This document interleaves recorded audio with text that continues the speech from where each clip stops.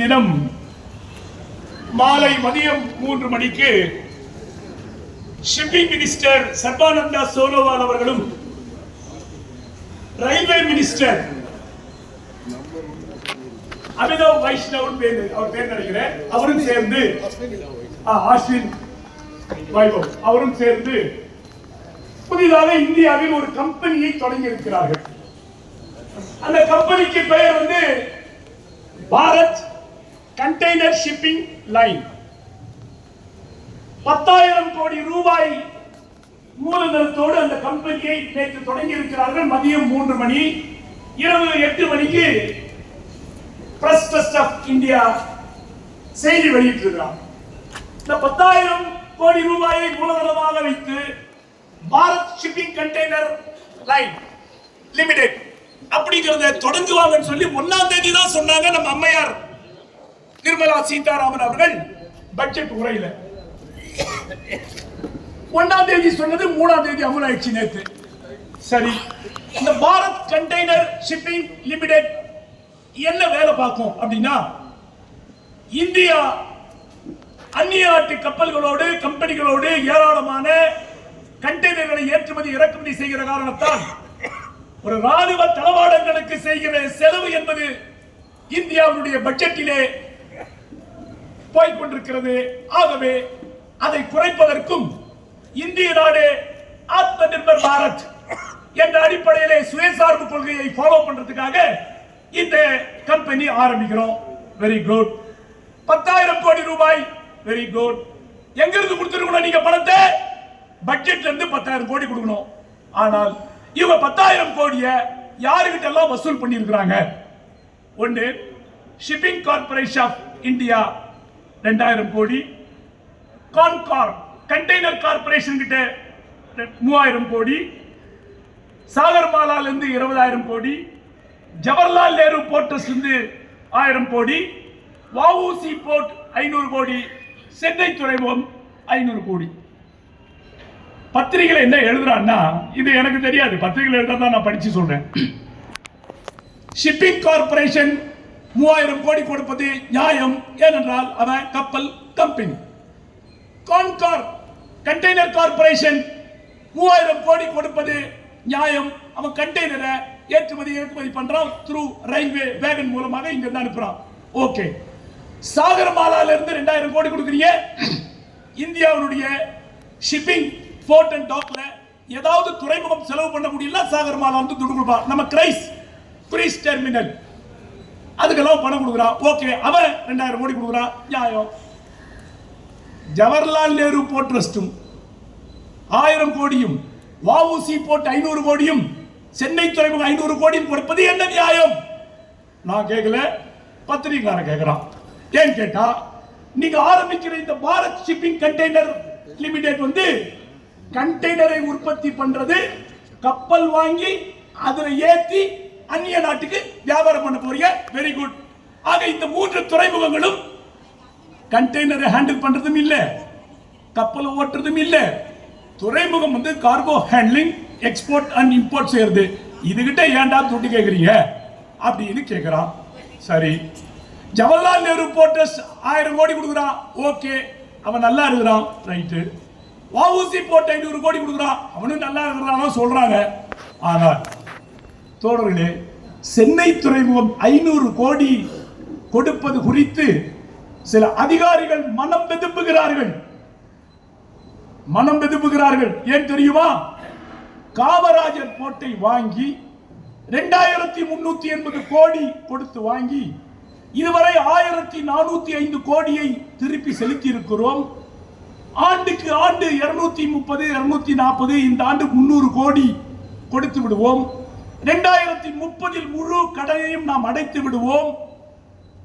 அப்படி இருக்கிற சூழலில் எங்கு பிச்சை எடுப்போமோ என்று பயந்து கொண்டிருந்த நேரத்தில் காமராஜர் போர்ட் நமக்கு வாய்த்த ஒரு நல்வாய்ப்பாக இருந்தது. இந்த சூழலிலே மத்திய அரசு 500 கோடி கேட்கிறார்களே, இது என்ன நியாயம்?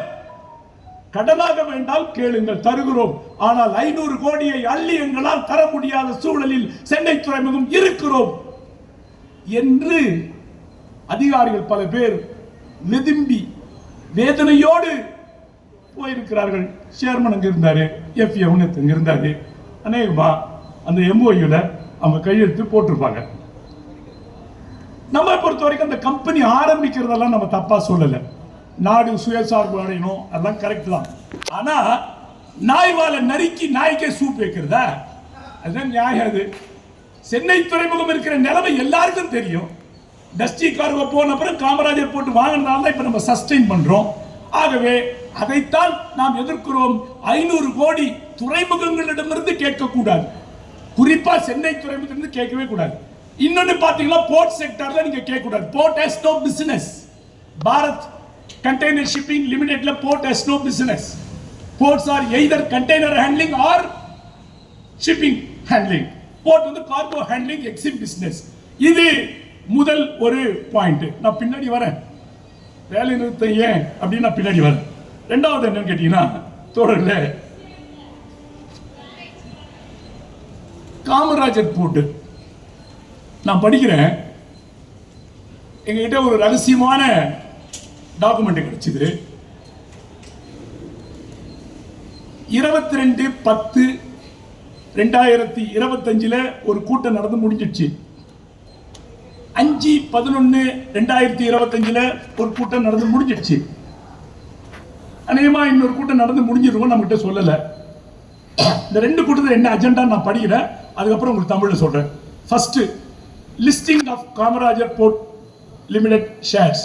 அது அஜெண்டா தெரியுமா? காமராஜர் போர்ட்டினுடைய பங்குகளை பங்கு மார்க்கெட்டில் அறிமுகம் செய்வது தொடர்பாக. காமராஜர் போர்ட் வந்து 25 வருஷம் ஆச்சு. இதுவரைக்கும் காமராஜர் போர்ட்டுடைய ஷேரை ஷேர் மார்க்கெட்ல லிஸ்ட் அவுட் பண்ணவே இல்லை, இன்ட்ரோடியூஸ் பண்ணல.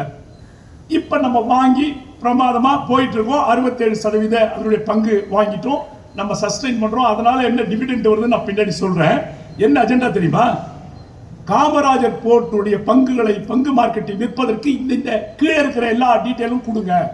ஒன்று, KPL finance, financial condition of Kamarajar port limited, capex plan, capital expenditure. Capex அப்படின்னா capital expenditure plan, investment plan and growth plan, loan liabilities, details of balance sheet, impact on investment on Galathea Bay. முக்கியமான agenda, நான் இதுக்கு பின்னாடி வரேன். Investment, impact on investment on Galathea Bay, dividend status last 3 years, pros and cons of listing of Kamarajar Port, legal pathway. கடைசியா நான் படிக்க போறது ரொம்ப முக்கியம்.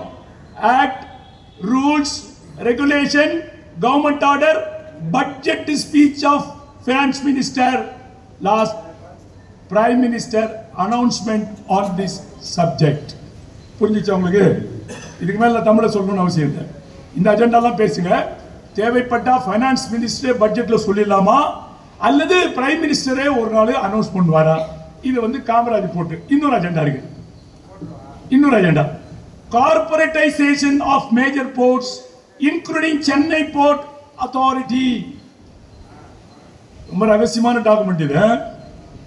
Financial condition of Chennai port authority, capex, capital expenses of Chennai port authority, loans and liabilities of Chennai port authority, status of the repayment of the loan by Chennai Port Authority,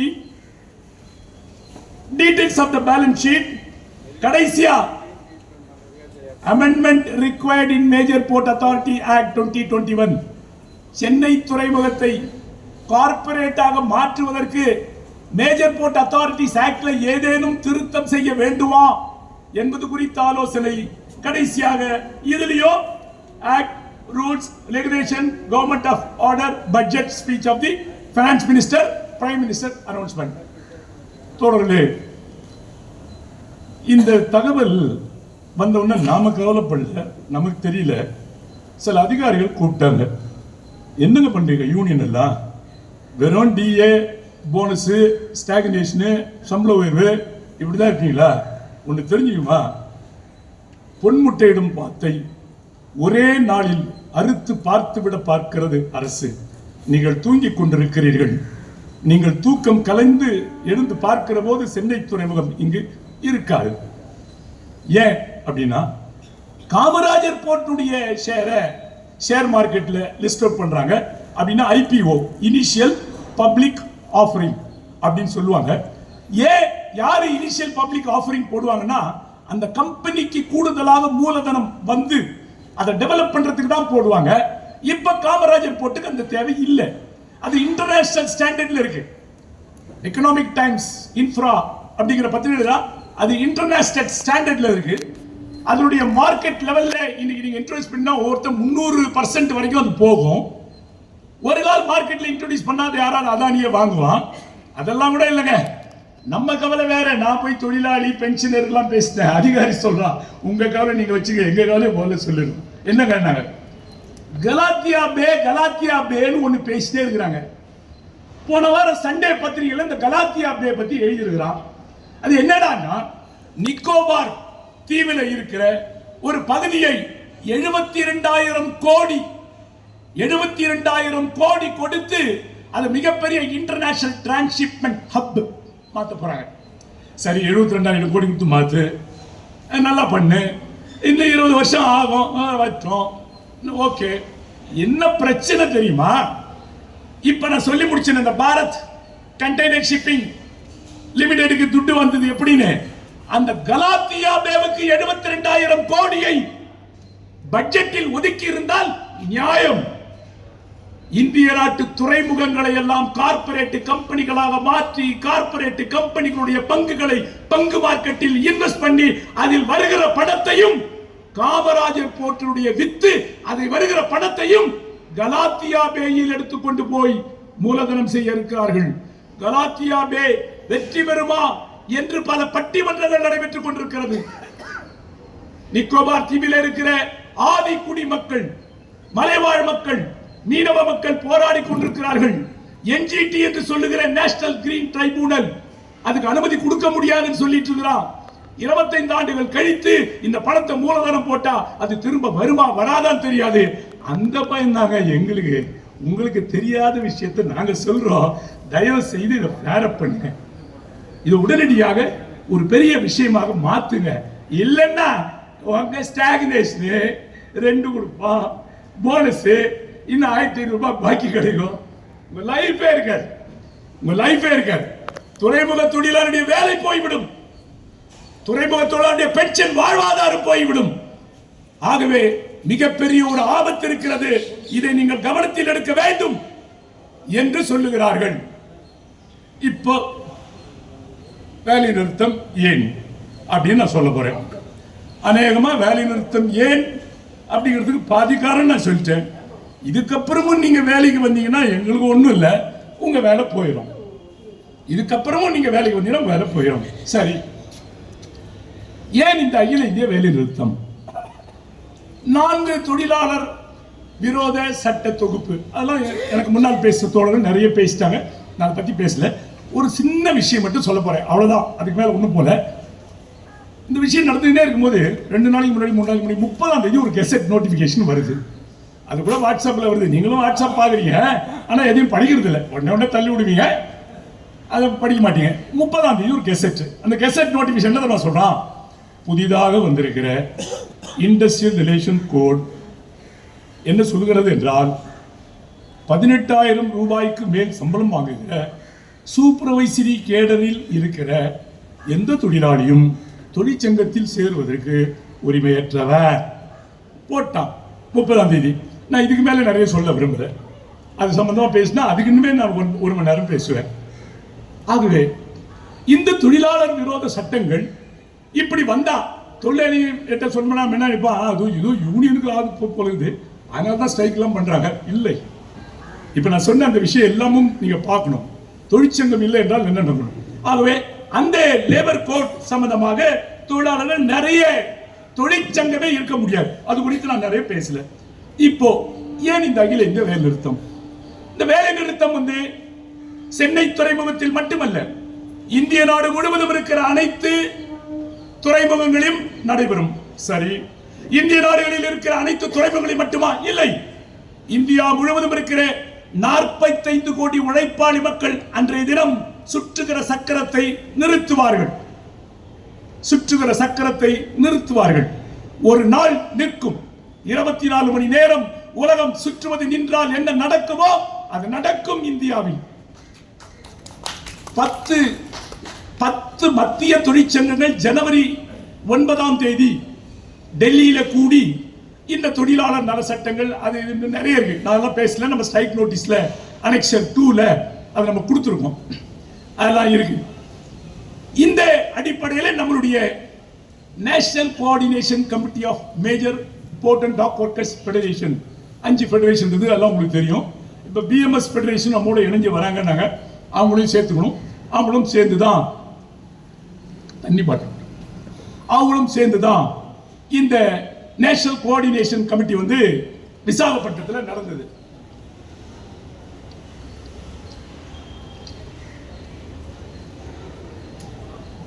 அதுல நீண்ட நாளைக்கு பிறகு நம்மளுடைய நேஷனல் கோஆர்டினேஷன் கமிட்டி பிசிக்கலா நடந்தது. அது ரொம்ப serious எல்லாம் முடிவெடுத்திருக்கோம், அதெல்லாம் நாங்கள் பின்னாடி சொல்றோம். இப்போ வேலை நிறுத்தம் மட்டும்தான் அஜெண்டா. அதுல நம்ம என்ன முடிவெடுத்தோம்னா, வழக்கமாக இந்த மாதிரி அகில இந்திய வேலை நிறுத்தம் நடக்கும்போது ஒரு ஃபெடரேஷன் போவான், ஒரு ஃபெடரேஷன் வருவான், ஒருத்தர் ஸ்ட்ரைக்கும்பா, ஒருத்தர் இல்லம்பா, ஒருத்தர் தர்ணாம்பா, அதெல்லாம் கூடாது. நாம் இப்படி எல்லாம் பேசி நமது தொழிலாளர்களை நாமளே பிரித்து வைத்திருக்கிறோம். இந்த முறை இது நமது பிரச்சனை, நமது தொழிற்சங்க பிரச்சனை. மாட்டை கடிச்சு ஆட்டை கடிச்சு கடைசியில மனுஷனை கடிக்கிற மாதிரி நம்ம வீட்டு வாசலுக்கே வந்துருச்சு. இந்த முறை போராடலாம் நம்ம தொழிற்சங்கமும் இருக்காது, ஃபெடரேஷன் இருக்குது. ஆகவே மத்திய 10 தொழிற்சங்கங்கள் எடுக்கிற முடிவை நாமும் அமல்படுத்துவோம் அப்படின்னு ஆணித்தரமா பேசி முடிவெடுத்துட்டோம். அந்த அடிப்படையில் தான் ஜனவரி மாதம் 23ஆம் தேதி அனைத்து சங்கங்களும் யூனிஃபார்மா நம்ம நேஷனல் கோஆர்டினேஷன் கமிட்டி கொடுத்த ஒரே மாடல்ல வேலை நிறுத்த ஸ்ட்ரைக் கொடுத்துட்டோம். நேற்று லேபர் கமிஷனர் கூப்பிட்டாரு, போயிருந்தோம். ஆனா போய் அவர்கிட்ட என்ன தெரியுமா சொன்னோம், சார் எங்க 10 மத்திய தொழிற்சங்கம் என்ன தெரியுமா சொன்னாங்க, ஸ்ட்ரைக் நோட்டீஸ் கொடுங்க, ஸ்ட்ரைக் பண்ணாதீங்கன்னு லேபர் கமிஷனர் கூப்பிடுவாரு, மேனேஜ்மெண்ட் கூட உங்களை கூப்பிடுவான். ஆனா எந்த பேச்சுவார்த்தைக்கும் நீங்கள் போகக்கூடாது, ஏனென்றால் உள்ளூர் பேச்சுவார்த்தையில் எந்த பயனும் விளைய போவது இல்லை. 4 லேபர் கோடு வாபஸ் வாங்கிட்டேன்னு சொல்லிட்டாங்கன்னா அது எங்களுக்கு தெரியும், நாங்க உங்களுக்கு சொல்றோம், போகாதீங்கன்ட்டாங்க. அதையும் மீறி நாங்க போனோம்.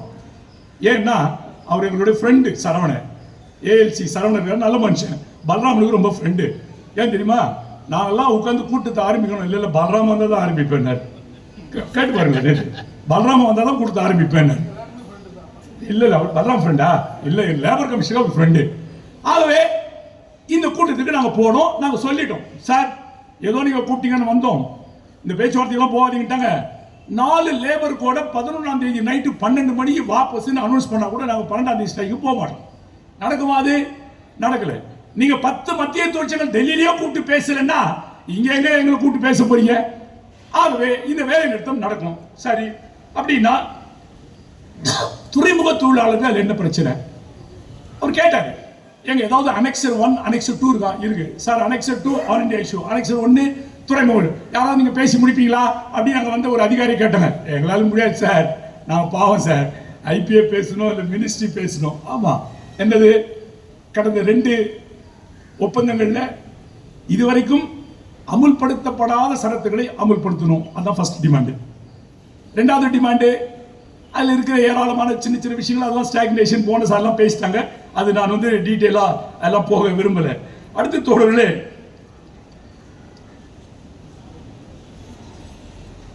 அதுல நம்ம அந்த பென்ஷன்தாரர்கள் விஷயம் எல்லாம் சொல்லி இருக்கிறோம். இந்த செகண்ட் மெத்தடாலஜி அதில் பல்வேறு கருத்து முரண்பாடு இருக்கு, நம்ம பேசி முடிக்கலாம்.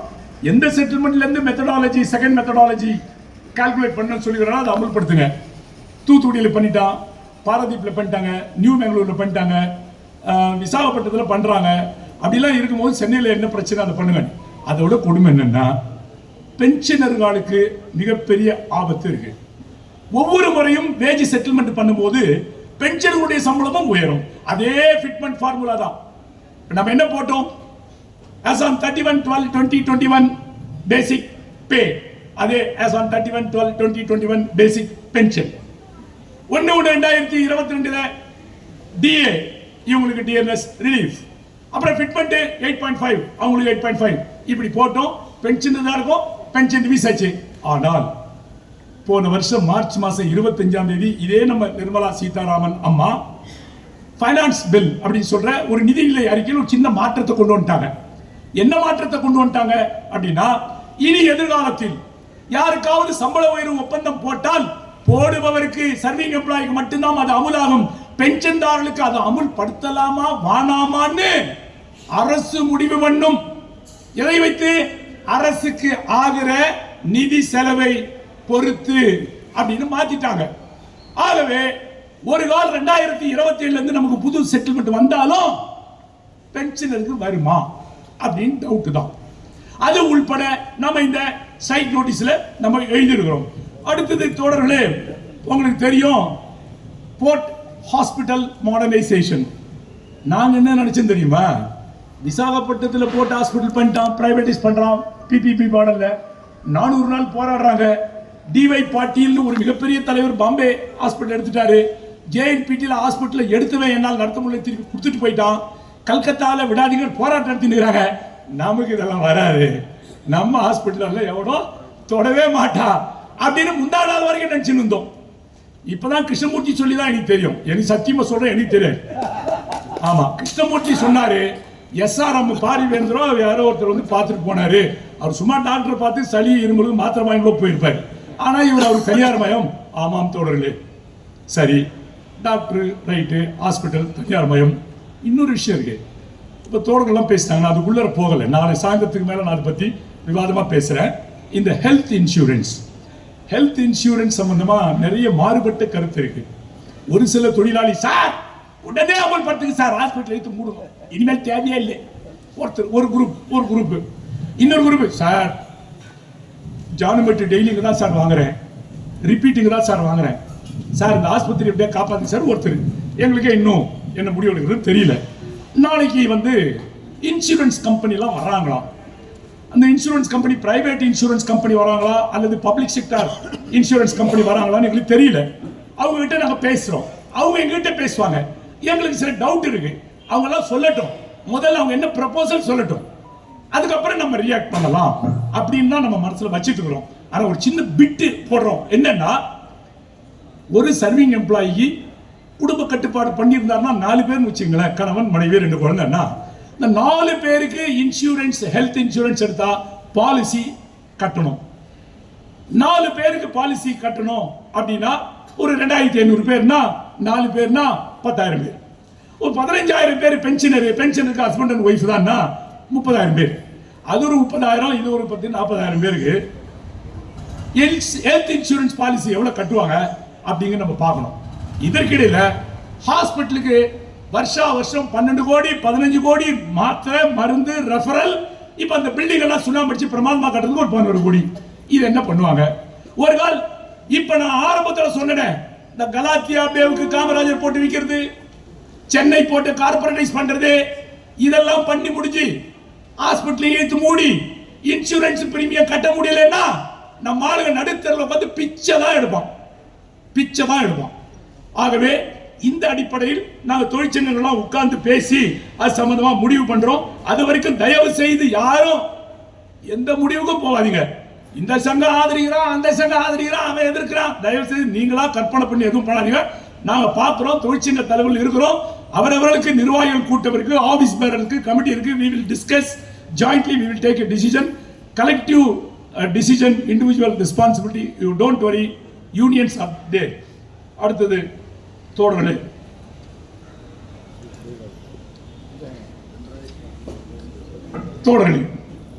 இத்தகைய சூழல்ல எல்லா துறைமுகத்திலையும் ரொம்ப சீரியஸாக இந்த வேலை நிறுத்தம் போய்கின்றது. தூத்துக்குடியில, கொச்சின்ல, அப்புறம் பம்பாயில, கோவால, நியூ மேங்களூர்ல, பல இடங்கள்ல. ஆனா எல்லாரும் இந்த மாதிரி ஒரு பிரச்சனை நடந்து முடிஞ்ச உடனே இந்த நேஷனல் கோஆர்டினேஷன் கமிட்டியில என்ன கேட்டாங்கன்னா, அடுத்த கூட்டத்தில் நீங்க எடுத்த முடிவுகள் அமலாச்சான்னு ஒரு பரிசீலனை பண்ணிட்டு தான் நீங்க அடுத்த கூட்டம் நடத்துறோம் அப்படின்னு எங்களுக்கு இந்த முறை கட்டளை போட்டாங்க. அப்ப என்ன ஆகுனா, எல்லா இடத்துலயும் ஸ்ட்ரைக் நடந்தது, சென்னை துறைமுகத்தில் ஸ்ட்ரைக் நடக்கல அப்படின்னா எங்க மூஞ்சில கறி பூசின மாதிரி ஆயிடும். தயவு செய்து சொல்றோம், வேலை நிறுத்தத்தை வெற்றி பெற செய்து உங்க கையில இருக்குது. அந்த காலம் மாதிரி நான் 1980 வேலைக்கு வரும்போது சோடா பாட்டில் அடிப்பாங்க, போவாதப்பா ஸ்ட்ரைக்குப்பா 100%, அதெல்லாம் இப்ப சாத்தியம் இல்லை. இப்பெல்லாம் மாடர்னைஸ் ஆயிடுச்சு, நிறைய இன்ஃபர்மேஷன் கிடைக்குது, நிறைய தகவல் கொடுக்குறோம். இவ்வளவு தூரம் சொல்லிட்டோம், இவ்வளவு தூரம் சொல்லிட்டோம் துறைமுக தொழிலாளருக்கு என்ன ஆபத்துன்னு. சரி, தொழிற்சங்கங்கள் நினைத்தால், தொழிற்சங்கங்கள் சொன்னால் தொழிலாளி நிற்பான், இந்த வேலை நிறுத்தம் நடக்கும் அப்படின்னு சொன்னாதானே ட்ரேட் யூனியனுக்கு மரியாதை இருக்கும். அப்பதானே இன்னொரு சார்ட்டர் ஆஃப் டிமாண்ட் கொடுத்தா 1/1/2027 இருந்து புதிய பேச்சுவார்த்தைக்கு கூப்பிடுவா. அப்பதானே போனஸ் கையெழுத்து போட கூப்பிடுவா. அப்பதானே இந்த ஸ்டாக்னேஷன் எல்லாம் செய்வா. சும்மா நீங்க பாட்டுக்கு வீட்டுல உட்கார்ந்து மயிலே இறகு போடுமா? ஆகவே தோழர்களே, நான் தொடர்ந்து சொல்லுவதான், தொழிற்சங்க தலைவர்கள் யாரும் சினிமா நடிகர்களோ சினிமா ஹீரோக்களே அல்ல. இவர்கள் பறந்து 10 பேரை அடித்து இதை நிறுத்தி விடுவார்கள். No, nothing doing. தயவு செய்து அந்த மாதிரி நினைவில் இருந்தா நீங்க வெளியே வரணும். காலம் மாறி போச்சு, காலம் மாறி போச்சு. சம்பள உயர்வு ஒப்பந்தம் ஏன் வெற்றி பெற்றது என்று NV ராஜேந்திரன் இங்க சொன்னாரே, ஏன்? டெல்லியிலே தலைவர்கள் அடிக்கடி நம்ம தலைவர் சொல்லுவாங்க, negotiation is going on in the table, workers should sit on the street. தொழிற்சங்க தலைவர்கள் டேபிள்ல உட்கார்ந்து பேசுற போது தொழிலாளர்கள் தெருவில் உட்கார்ந்து இருக்கணும்னு. ஆகவே இப்படியான ஒரு கடுமையான சூழல்ல கூட இந்த 12ஆம் தேதி நடைபெறுகிற வேலை நிறுத்தத்தை நீங்கள் வெற்றி பெற செய்யவில்லை என்றால் இனிமேல் உங்க தலையில நீங்க தான் விடியும் என்று சொல்லி 12ஆம் தேதி நடைபெறுகிற வேலை நிறுத்தத்தை மாபெரும் வெற்றி வீரரான வேலை நிறுத்தமாக மாற்றி 40 கோடி இந்திய உழைப்பாளி மக்களின் தேசிய நீரோட்டத்தில் இணைவோம். வாய்ப்புக்கு நன்றி.